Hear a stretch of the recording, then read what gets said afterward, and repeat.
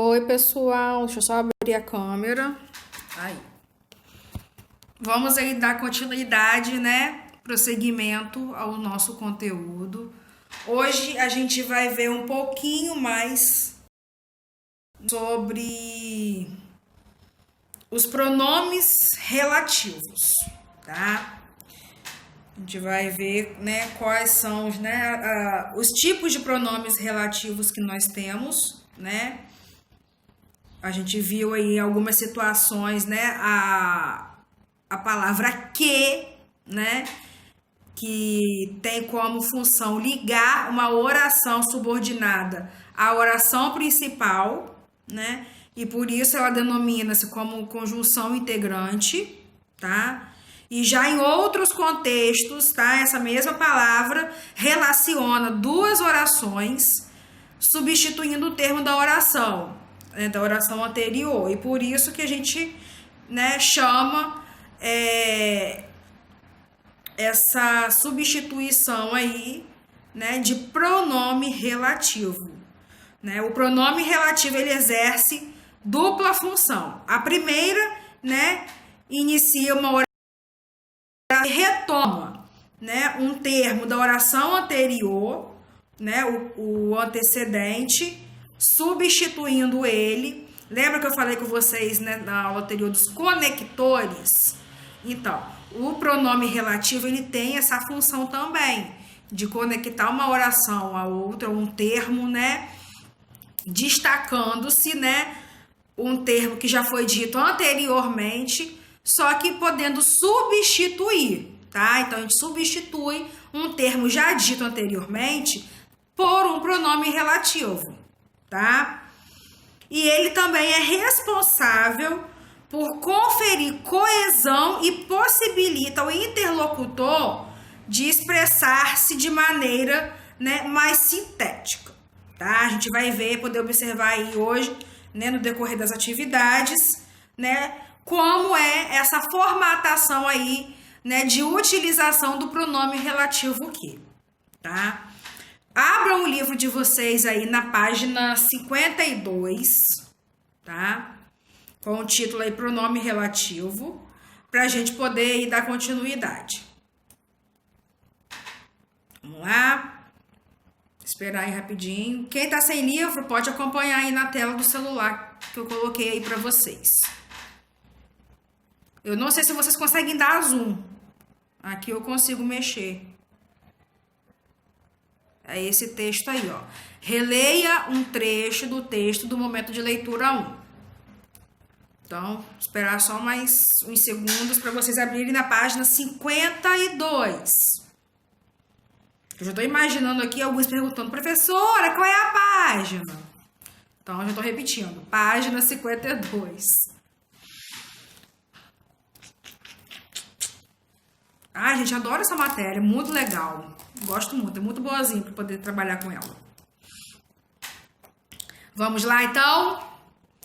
Releia um trecho do texto do momento de leitura 1. Tá? Entretanto, eu desejava, por assim dizer, adiar tudo que estivesse relacionado aos meus sentimentos de afeto até que o grande objeto estivesse terminado. Hoje em dia estou convencido de que um ser humano deveria sempre preservar sua mente serena e nunca permitindo que uma paixão ou um desejo passageiro perturbe sua tranquilidade. Vocês perceberam que o quezinho está destacado, né? Se algo que você faz, mesmo sendo um estudo, enfraquece seus afetos e destrói seu gosto pelos prazeres simples, onde nada de mal pode haver. Então, essa sua atitude não é boa, não convém à mente humana. Mas meu pai não me repreendia em suas cartas, somente perguntava com mais insistência sobre minhas atividades. O inverno, a primavera e um novo verão passaram e eu continuava trabalhando, sem ao menos olhar para as folhas que brotavam e os botões que floresciam. Outro destaque aí, ó, do pronome ser. Ih, viajei aqui agora. Do pronome relativo que, tá? Primeira questão. Observe o uso do que nas frases destacadas. A frase 1. Nunca permitindo que uma paixão ou um desejo passageiro perturbe sua tranquilidade. E a segunda oração aí, ou a segunda frase destacada. Sem ao menos olhar para as folhas que brotavam. Então, letra A. Primeira questão, letra A está perguntando assim. Quantas orações há em cada frase? Oração, a gente pode observar, tá? Pelo fato dos verbos presentes, tá? Nas orações aí. Então, ó, nós temos aí, ó, permitindo, perturbe.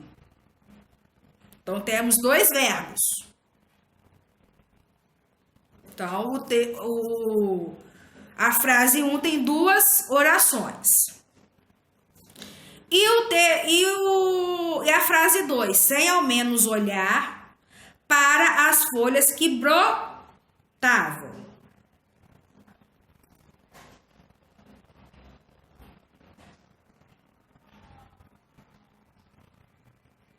Verbo aí, ó, olhar, né? E brotavam. Então, temos também dois verbos. Então, as orações em cada frase são duas orações, tá? Né? Tendo dois verbos ou mais, né? Letra B. Sabendo que na frase 1 há uma oração subordinada substantivo objetiva direta, qual é a função do que e como ele é classificado?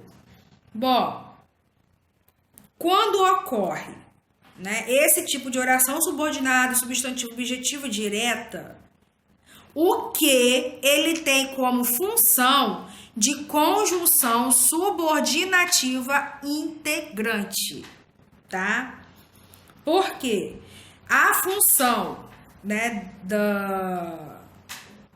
do que nas orações é relacionar, tá? A função é de relacionar as orações, ou seja, quais as orações? Nunca permitindo, né? E uma paixão ou um desejo passageiro, né? Perturbe sua tranquilidade. Então, nesse caso, o que é classificado como uma conjunção subordinativa integrante, tá? Porque ele ligou, né, uma oração subordinada à sua oração principal. Então, toda vez que o pronome que, ou seja, o pronome relativo, estiver entre duas orações, a oração integrante, a conjunção integrante e a oração subordinada, ligando-a à oração principal, esse pronome relativo, o que no caso aí, né, será classificado como uma conjunção subordinativa integrante, tá? Então, a resposta da letra B é essa. A função é relacionar as orações, nunca permitindo que a oração principal e uma paixão ou um desejo passageiro perturbe sua tranquilidade, que é a oração, né, subordinada, que é, né, objetiva direta, porque o verbo é transitivo direto, tá? Então, o pronome que, né, ele será aí classificado como uma conjunção subordinativa integrante, tá? Letra C.